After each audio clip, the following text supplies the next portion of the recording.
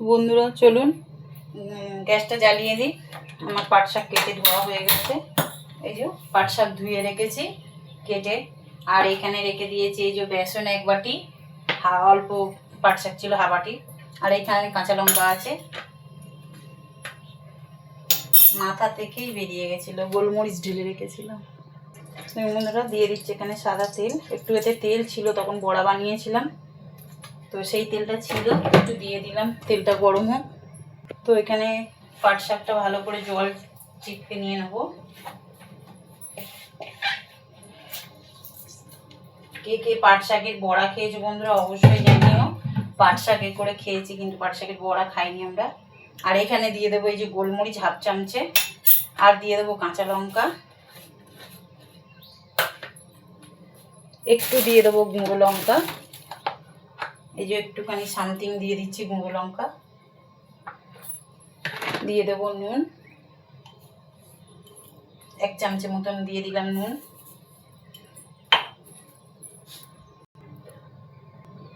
দিয়ে দেবো একটুখানি পরিমাণে চিনি।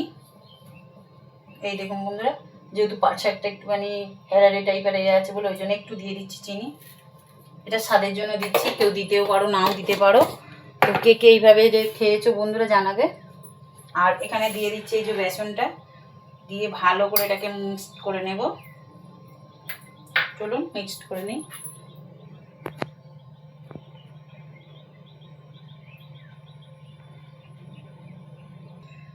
দেখুন বন্ধুরা মাখামার এটা হয়ে গেছে, তেলও গরম হয়ে গেছে। ছোট ছোট করে দেবো, বড়া বেশি বড় করব না।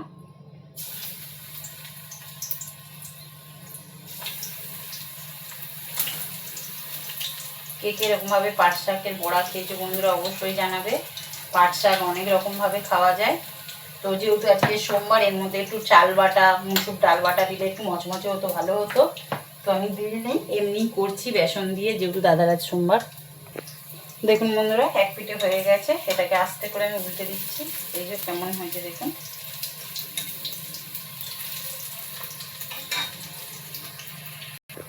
দেখুন বন্ধুরা আমার বড়াটা হয়ে গেছে, তুলে নেব হালকা হালকা।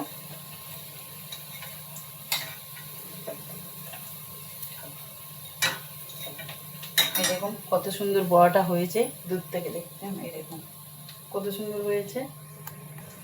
আর এক পাট দিয়ে দিয়েছি, একটা তুলে নিয়েছি, আর আবার 6খানা দিয়েছি বন্ধুরা। এবার এটা আস্তে আস্তে হয়ে যায়, চলুন না এবার। দেখুন বন্ধুরা এটাও হয়ে গেছে, তুলে নিচ্ছি।